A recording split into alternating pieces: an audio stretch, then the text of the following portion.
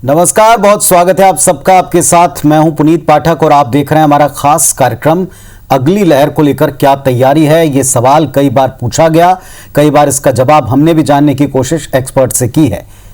वैश्विक महामारी कोरोना की 2 लहर आ चुकी हैं और ये जो दूसरी लहर है पहली से कहीं ज्यादा खतरनाक और संक्रामक रही है। रफ्तार ऐसी रही संक्रमण की कि आंकड़े डराते रहे, चौंकाते रहे।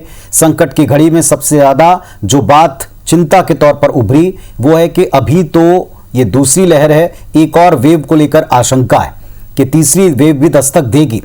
कोरोना की तीसरी लहर कई देशों में आकर जा चुकी है और उसके नुकसान का आकलन हो रहा है, लेकिन साल के अंत तक ये लहर हमारे देश में भी असर कर सकती है। ऐसा बताया जा रहा है कि अगली जो वेव होगी वो बच्चों को और जो यंग वंस हैं उनको टारगेट कर सकती है, उनको प्रभावित कर सकती है।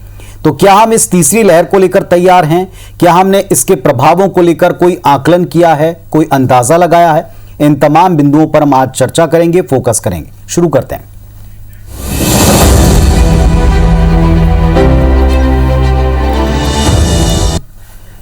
तो तीसरी लहर में सबसे ज्यादा खतरा जो भविष्य है देश का, यानी नौनिहाल है, बच्चे हैं, उनको लेकर के जताया गया। तो हमारे साथ में आज डॉक्टर माला चौधरी जी हैं जो कि चाइल्ड स्पेशलिस्ट हैं।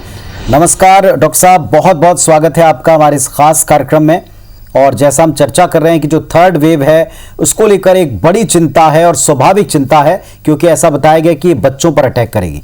कितनी सही बात है, कितनी तैयारी या कितनी शंकाएं जो अभी इस वक्त व्यक्त की जा रही है आपको सच लगती हैं? जी एब्सोल्युटली, आपने बिल्कुल सही कहा कि जो तीसरी वेव की आगामी ऑलरेडी हो चुकी है, इसमें सबसे ज्यादा शंका हमारे बच्चों को प्रभावित करने की ही है। क्योंकि जैसे हमने पहले और दूसरे वेव में देखा, जो कोमॉर्बिडिटीज है और जो एल्डरली एज ग्रुप है, जो हमारे बुजुर्ग तबका है, वो ज्यादा इन्वॉल्व हुआ था। लेकिन तीसरी वेव में जो बच्चे हमारे वल्नरेबल हैं, जो इम्यूनोडेफिसिट हैं, और स्पेशली लेस देन 18 इयर्स, तो इनमें सबसे ज्यादा प्रभाव होने की आशंका है, चाहे टोटल नंबर्स में या सिवियरिटी में। जी, इस तरह की आशंका के पीछे भी कई बार हमने खंडन भी देखा है, कई बार इस आशंका को बल मिलता है कुछ शोध या फैक्ट्स को लेकर के। ये वेव कब आएगी इसको लेकर भी कई तरह के सवाल हैं। तो क्या डॉक्टर्स ने या एक्सपर्ट ने इस बात का कोई अंदाजा लगाया कि वेव कब तक दस्तक देगी और किस हद तक बच्चों में इफेक्ट करेगी? जी, आपका ये प्रश्न बिल्कुल लाजमी है कि ये वेव कब दस्तक देगी। जैसे आपने कहा, बहुत सारे शोध हुए हैं। तो ये जो डिजीज ट्रांसमिशन पैटर्न्स है, ये होस्ट पे, एनवायरनमेंट पे और वेक्टर यानी हमारा वायरस जो है उस पर डिपेंड करता है। तो जैसे अभी लॉकडाउन का हमने प्रभाव देखा हमारे मध्य प्रदेश और छत्तीसगढ़ में। लॉकडाउन से जो वेव की तीव्रता है वो काफी कम हुई, सिवियरिटी काफी कम हुई। तो ये हमारे एनवायरमेंटल फैक्टर्स हो गए। इसी प्रकार अगर न्यू म्यूटेशन या न्यू वेरिएंट्स आते हैं, जैसे हमने इंडियन सब टाइप देखा, ब्राजीलियन वैरायटी देखा, साउथ अफ्रीकन टाइप देखा, तो नए स्ट्रेन्स के आने से भी ये डिपेंड कर सकता है या वेरी कर सकता है। इसके अलावा वैक्सीनेशन कैंपेन हमारा किस स्पीड से जाता है, ये देखने वाली बात होगी। तो इस प्रकार अलग अलग आशंकाएं लगाई जा रही हैं, मगर मिड सितंबर अक्टूबर तक हमारी कंप्लीट तैयारी होनी चाहिए बेड ऑक्यूपेंसी को लेकर, ऑक्सीजन को लेकर, और क्योंकि प्रिपेयर्डनेस ही सबसे अच्छा बचाव हो सकता है। डॉक्टर साहब, हमने देखा था फर्स्ट वेव के समय सबसे ज्यादा इफेक्ट हुआ था जो बुजुर्ग थे या जो एल्डर्स थे उनको, और इसीलिए जब वैक्सीनेशन ड्राइव शुरू हुआ तो सबसे पहले उन्हीं बुजुर्गों को हमने वैक्सीनेट किया, फिर फ्रंटलाइन वर्कर्स को किया। इसके बाद अब बारी आई 18 प्लस वालों की, तो 18 से 44 के बीच में भी हुआ। लेकिन अब तक जो किशोर हैं, बच्चे हैं, उनको लेकर अभी कोई वैक्सीन नहीं है, ठोस तौर पर बता भी नहीं सकते हैं कि किस तारीख को आएगी। तो क्या बाकी के वर्ग वैक्सीनेट हो गए इसीलिए उन पर खतरा बहुत ज्यादा होगा, या ये जो चेंजिंग म्यूटेशन पद्धति है इस वजह से खतरा होगा? जी, आपने जैसे कहा, वैक्सीनेशन हमारे 18 प्लस वालों के लिए ऑलरेडी ऑनगोइंग है, प्रोसेस में है। आपका जो प्रश्न है वो दोनों एंगल्स उसके बिल्कुल सही है कि जो अनवैक्सीनेटेड पॉपुलेशन है पूरे हर्ड या कम्युनिटी का, वो सबसे ज्यादा वल्नरेबल हो जाता है, क्योंकि बाकी या तो डिजीज हो चुके होते हैं, उनमें एंटीबॉडीज हो चुका होता है, बन चुका होता है, या तो वो वैक्सीनेटेड हो चुके होते हैं। तो ऐसे में सिवियरिटी या जो इंटेंसिटी क्रिटिकलिटी वाला ग्रुप बचता है, वो अब हमारे पास में बच्चों का रोग बच रहा है। दूसरी चीज, जो न्यू म्यूटेंट वायरसेस है वो बच्चों में ज्यादा सिवियरिटी और ज्यादा ट्रांसमिसिबिलिटी वाले हैं। तो पहले हमने जैसे देखा कि 8% का जो आर नॉट इंडेक्स है वायरस, मगर ये अब आंकड़ा बढ़ के 1%, 8 या 9 लोगों को संक्रमित कर सकने वाला म्यूटेंट वायरस हमने कम्युनिटी में देखा है। तो दोनों ही फैक्टर्स इसके लिए रिस्पॉन्सिबल हो सकते हैं। डॉक्टर साहब, बड़ों के लिए तो किसी तरह से हमने मेंटेन कर लिया, जो बड़ों की तकलीफ थी इसमें भी इतनी तकलीफ दे तस्वीरें हमने देखी हैं अपने आसपास में, करीबियों में, सबने देखी हैं, सबने जूझे हैं। लेकिन बच्चों की बात आते ही हम लोग एक्स्ट्रा सेंसिटिव हो जाते हैं और होना भी चाहिए।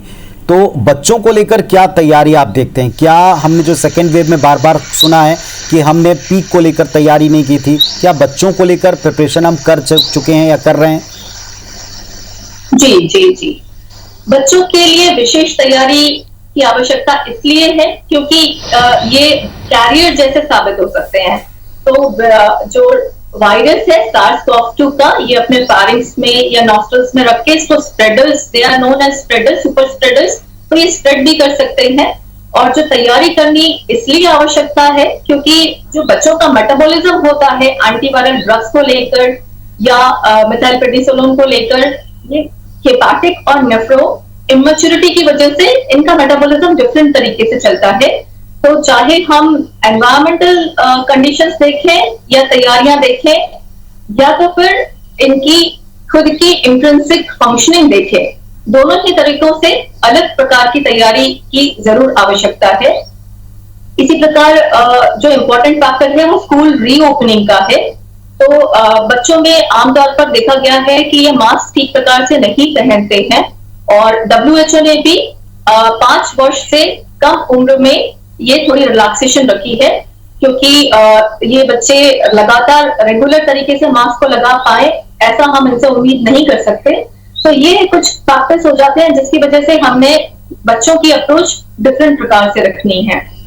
दो तरह से इसमें तैयारी डॉक्टर साहब निश्चित तौर पर लगेगी। एक, जैसा आपकी बातों से हम समझ पा रहे हैं, पहला तो ये कि वैक्सीनेशन उनके लिए भी लाया जाए या कोई अन्य विकल्प ताकि उनको दवा मिल जाए पहले से जो उनको सीवियरिटी से बचा सके, और दूसरा ये कि बच्चों में कैसे बचें इसके लिए हम अभी से तैयारी करें और अस्पतालों में उसके लिए प्रिपेयर होकर अलग से, क्योंकि नेटल आईसीयू की क्या स्थिति है ये सबको पता है कि अभी भी उतना काम नहीं हुआ जितनी की आवश्यकता है। तो क्या अभी इन तीनों स्तर पर काम करना पड़ेगा? बिल्कुल सही कहा आपने। सबसे फर्स्ट और मोस्ट इंपॉर्टेंट स्टेप रहेगा मॉनिटरिंग का। तो जैसे डिजीज की क्लैरिटी हमको होनी चाहिए कि ये 5वें दिन बहुत महत्वपूर्ण रहता है, इसी प्रकार 10वें दिन बहुत महत्वपूर्ण रहता है। तो अगर डे 0 हम सिम्टम ऑनसेट को माने तो 5वें दिन 6वें दिन में हमने विजिलेंट हो जाना है कि या तो बच्चा प्रोग्रेसिवली इंप्रूव हो जाएगा या तो डिटेरियोरेट हो जाएगा। तो सबसे इंपॉर्टेंट फैक्टर जो है लगातार डिजीज की नॉलेज और मॉनिटरिंग, ये बहुत इंपॉर्टेंट है। हम पल्स ऑक्सीमीटर साथ में रखें, टेम्परेचर रिकॉर्ड करने के लिए जो डिजिटल थर्मोमीटर्स हैं या इंफ्रारेड थर्मोमीटर्स हैं, ये हमारे पास उपलब्ध होने चाहिए। और दूसरी प्रकार की तैयारियां, जैसे जैसे डायनामिक्स चेंज होते हैं, हमने अपने अस्पतालों में ऑलरेडी कुछ कमियां तो हैं, लेकिन जितने हम अवेलेबल करवा सकते हैं नॉन इन्वेसिव वेंटिलेटरी डिवाइसेस और वेंटिलेटर्स, इसी प्रकार ऑक्सीजन डिलीवरी डिवाइसेस और जो हम रिसोर्स पर्संस को अवेलेबल करवा सकते हैं, इसकी तैयारी हमने जरूर शुरू कर देनी चाहिए। जैसा आप बता रहे हैं कि अभी 2 वर्ष तकरीबन हो गए हैं जब हम देख रहे हैं कि बच्चों की पढ़ाई लिखाई, उनका बाहर निकलना पहले से रिस्ट्रिक्ट है।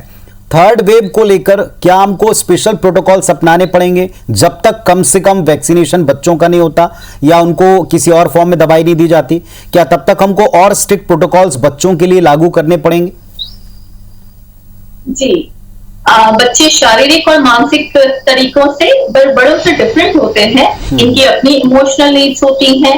अगर हम इनको बहुत ज्यादा घर में रिस्ट्रेन करके रखें तो इनमें डिप्रेशन या अवसाद वगैरह के फीचर्स आ सकते हैं।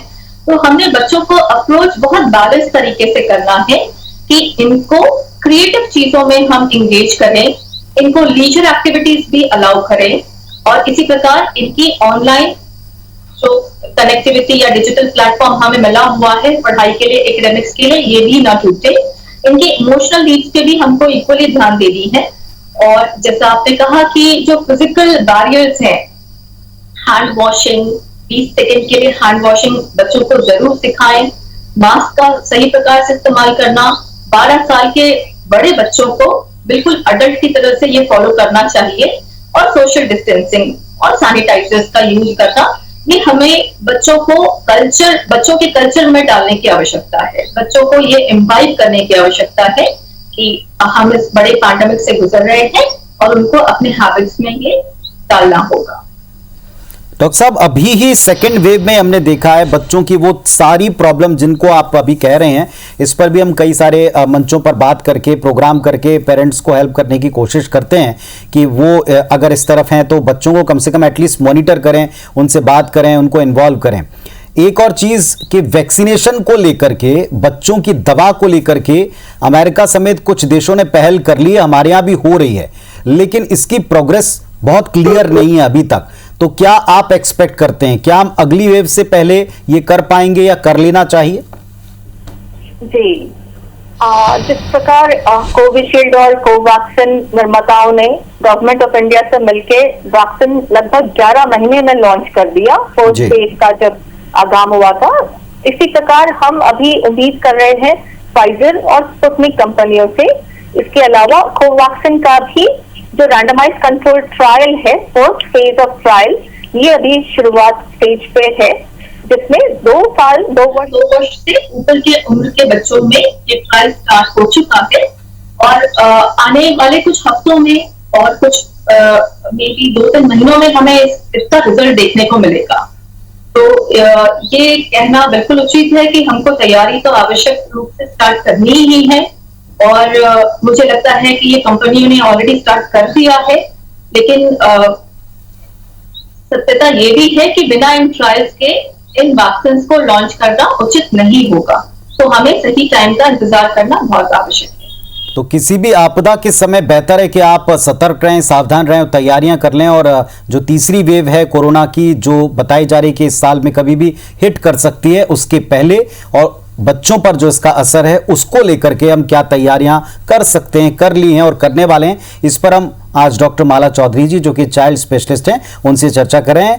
डॉक्टर साहब, एक बड़ी इंपॉर्टेंट बात है कि हमने 2 वेव्स में बच्चों को काफी हद तक घर के भीतर सुरक्षित भी रखा है और यह भी पाया है कि बाकी के वर्गों में भले इसका असर हो, लेकिन बच्चे अब तक बहुत कम इसके असर में दिखाई पड़े हैं। दिखे तो है लेकिन कम असर रहा है। इसके लिए हमने बताया कि उनकी इम्यूनिटी स्ट्रांग थी, उनका जो फेफड़ों का स्वास्थ्य था वो काफी बेहतर था। तो क्या ये पॉजिटिव बातें हमको अगली वेव में भी बच्चों को बचाने में काम करेंगी? जी, जिस प्रकार हमारी एक्सप्लेनेशन थी कि जो एंजियोटेंसिन कन्वर्टिंग एंजाइम रिसेप्टर है, जिसपे ये वायरस आकर बैठता है और हमारे नासोफैरिंक्स और ओरल म्यूकोजा से अपटेक होता है हमारी बॉडी में इस वायरस का, तो ये रिसेप्टर्स ऐसा पाया गया था कि बच्चों में कम मिलते हैं। इसी प्रकार जैसे आपने कहा कि जो हमारे फेफड़े हैं बच्चों के, वो हेल्दियर होते हैं, उनमें बेटर रीजनरेशन कैपेसिटी होती है, जिससे कि हमारे एपिथेलिया उतने डैमेज नहीं होते, उतनी लंग इंजुरी नहीं होती जितने की बड़ी व्यक्तियों में देखने को मिलती है। और कोमॉर्बिडिटीज जैसे डायबिटीज, हाइपरटेंशन, ब्रोंकियल अस्थमा या स्मोकिंग के हैबिट्स, ये सब बच्चों में कम होती हैं। तो इन कोमॉर्बिडिटीज के कम होने की वजह से भी बच्चे अभी तक सेफ थे। लेकिन जैसा कि न्यू वेरिएंट्स का आना हुआ है, न्यू वेव जो हम एंटिसिपेट कर रहे हैं, ये म्यूटेंट वेरिएंट्स की है। सो ऐसे में हम एक्सपेक्ट कर सकते हैं कि इनकी जो वायरस की पैथोजेनिसिटी होगी, ये डिफरेंट तरीके से पॉसिबल है। तो इनका अभी भी शोध जारी है, किस किस मैकेनिज्म्स के थ्रू ये हमारे रेस्पिरेटरी एपिथेलिया में एंटर करें। पर अभी का जैसा म्यूटेंट वेरिएंट है, इसमें सिवियरिटी बच्चों में ज्यादा क्रिटिकल तरीके से इफेक्ट किया है इसने बच्चों को, थर्ड वेव ने। इनफैक्ट सेकेंड वेव जो हमारी मिड अप्रैल से लेकर अभी मिड मई तक चल रही है, इसमें बच्चे कुछ ज्यादा प्रभावित हुए हैं। टोटल इंसिडेंस जो इन्फेक्शन है बच्चों का वो बढ़ा है, वो लगभग 5% हो गया आउट ऑफ टोटल पॉपुलेशन। और सिवियरिटी भी पहले जैसे बच्चों को आईसीयू में एडमिशन की जरूरत नहीं पड़ती थी, मगर अभी उनको ज्यादा क्रिटिकल इलनेस से बच्चे प्रेजेंट कर रहे हैं। उनको ऑक्सीजन थेरापीज की ज्यादा आवश्यकता हो रही है। जी डॉक्टर साहब, क्या हम कर सकते हैं अपने बच्चों को दो वेव से बचाते बचाते इतना तो सीख गए हैं कि उनको हैंड हाइजीन सिखाना है, उनको डिस्टेंसिंग सिखानी है, मास्किंग सिखानी है कि मास्क आपको लगा के रखना है, और घर में बड़ों को देखकर काफ़ी व्यवहारगत चीज़ें बच्चों ने सीखी भी। लेकिन हम और क्या प्रिकॉशंस दें, स्पेशली खान पान को लेकर, जहां बच्चे रूल्स फॉलो करते हैं लेकिन खान पान को लेकर के बड़े पर्टिकुलर होते हैं, कुछ चीज़ें खाते हैं कुछ बिल्कुल नहीं खाते हैं, क्या हमको उनके हैबिट में अभी डाल देना चाहिए?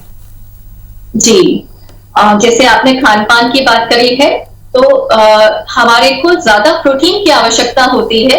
बच्चों के वजन के हिसाब से इनको प्रोटीन की रिक्वायरमेंट्स रहती है। तो 20 किलो के बच्चे को नॉर्मली हम 30 ग्राम प्रोटीन, जो 1.5 ग्राम पर किलोग्राम के हिसाब से, नॉर्मली 1 to 2 ग्राम के हिसाब से हम प्रोटीन का इंटेक देते हैं। प्रोटीन हमारे जो हम इनकॉर्पोरेट कर सकते हैं बच्चों की डाइट में, वो सोयाबीन, दाल, फिश, अंडा, दूध, इस प्रकार की चीजों का सेवन हम बच्चों को ज्यादा करवा सकते हैं, जिससे उनका इम्यून सिस्टम स्ट्रांग रहे। इसी प्रकार जो एंटीसेप्टिक चीजें हम खाने में यूज करते हैं, जैसे हल्दी है, जो दालचीनी है, इसी प्रकार एलोवेरा है, तो ये हम बच्चों के पेय पदार्थ में, जैसे दूध में या अन्य खाने की चीजों में मिलाकर उनको दे सकते हैं। इसी प्रकार हम गार्गल्स करने की हैबिट भी उनको दिलवा सकते हैं। और जैसा हमें यह मालूम है कि जो डिजीज पैथोलॉजी है, इसमें प्रिकॉशन इज ऑलवेज बेटर। एक बार ये कोविड होने के बाद में न हमने जैसे लास्ट के शोधों में देखा है, न प्लाज्मा थेरेपी, न रेमडेसिविर और न ही आइवरमेक्टिन या फेविपिराविर, इस प्रकार की दवाइयों को WHO ने भी और गवर्नमेंट ऑफ इंडिया ने भी कंडेम किया है। इसका मतलब इसका इस्तेमाल उतना फायदेमंद नहीं रहा है। तो जैसा ये बीमारी को हमने देखा है फर्स्ट वेव और सेकेंड वेव में, इसमें प्रिवेंशन या प्रोफाइलैक्सिस लेना या अपने आप को बचा कर रखना ही सबसे उचित रास्ता है या उचित सलाह होगी। जी डॉक्टर साहब, एक सवाल जो सब लोग कई बार पूछ चुके हैं, सेकेंड वेव में भी कई बार पूछा गया है, कि जो प्रेगनेंसी में है महिलाएं, जो अभी एकदम जन्म लेने वाले बच्चे हैं या इस दरमियान जो जन्म लेंगे, क्या उनको अभी से कुछ एक्स्ट्रा हमको न्यूट्रिएंट्स देने चाहिए? क्या उनको अपनी डाइट के द्वारा या एक्स्ट्रा प्रोटीन की डोज या एक्स्ट्रा विटामिन्स की डोज सप्लीमेंट्स के तौर पर देना चाहिए? क्या वो हेल्पफुल होगा बच्चों को इस थर्ड वेव से बचाने में? जी सबसे पहले तो जो रूटीन प्रेगनेंसी के वैक्सीनेशंस हैं, वो उनको नॉर्मल शेड्यूल तरीके से लेना बहुत आवश्यक है। सेकेंड, क्योंकि प्रेगनेंसी में शोध नहीं हुआ है कि प्रेग्नेंट महिलाओं में कोवैक्सीन या कोविशील्ड का क्या इफेक्ट होता है, इसीलिए वर्तमान में इस वर्ग को हमने वैक्सीनेट नहीं किया है। और तीसरी बात आपने जो कही न्यूट्रिएंट सप्लीमेंटेशन की, सो आयरन, फॉलिक एसिड की तो हम शुरुआत 3 महीने कंसेप्शन के पहले ही शुरुआत इसकी कर देते हैं, यानी गर्भाधारण के 3 महीने पहले से ही फॉलिक एसिड की रिक्वायरमेंट बच्चे के ऑर्गेनोजेनेसिस या एम्ब्रियोजेनेसिस के लिए बहुत इंपॉर्टेंट होती है। आयरन का हम इस्तेमाल 4थे महीने से स्टार्ट कर देते हैं। तो आयरन, फॉलिक एसिड या कैल्शियम या इसी प्रकार दूसरे मिनरल या विटामिन का इस्तेमाल करने से माँ और बच्चे की इम्यून सिस्टम तो जरूर स्ट्रांग होगी और उनकी जो नॉर्मल आपूर्ति या रिक्वायरमेंट है वो फुलफिल होगी। लेकिन क्योंकि ये डिजीज पैथोलॉजी एक इन्फेक्शियस या संक्रमित बीमारी है, तो ये कहना सही नहीं होगा कि इन न्यूट्रिएंट सप्लीमेंटेशन करने से ही इस बीमारी से बचा जा सकता है। जी आप तो हमें फोकस डिजीज ट्रांसमिशन पे करना होगा।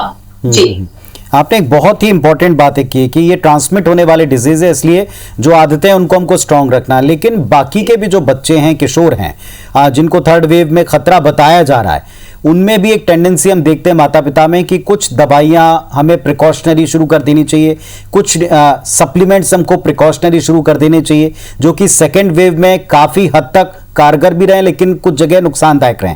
तो कुछ डोंट्स अगर हो तो वो भी आप बता दें। जी मैं आपके इस टीवी चैनल के माध्यम से ये कंडेम करना चाहूंगी या इसको बिल्कुल स्ट्रांगली अपना व्यू पॉइंट रखना चाहूंगी कि जैसा हमने गवर्नमेंट ऑफ इंडिया और WHO के गाइडलाइंस देखे हैं और हमारे हाईएस्ट जो अथॉरिटी है, जो एम्स है, एम्स हमारा जो रिसर्च सेंटर है, उसके गाइडलाइंस के अनुसार विटामिन, मिनरल या दूसरी दवाइयों का पहले से सेवन इस्तेमाल करने में ये बीमारी रुकती नहीं है। तो इन शोधों या इन रिसर्चों का हमने वाइजली यूटिलाइज करना है। इसमें हमारे जो डोंट्स होंगे वो मैं सभी पेशेंट्स को और सभी क्लिनिशियंस को ये एडवाइस देना चाहूंगी या अपना व्यू पॉइंट रखना चाहूंगी कि इस प्रकार की किसी भी दवाई का सेवन न करें जो कि रिसर्च ने साबित नहीं किया है, जो फ्रूटफुल है। इसमें हमें बहुत ही संतुलित तरीके से साइंटिफिक बेसिस और साइंटिफिक कंसेप्चुअलिटी के हिसाब से ही इसको अप्रोच करना होगा। ये पर्टिकुलर दवाई देने से इसमें कोई फायदा नहीं है, लेकिन कोई नुकसान भी नहीं है।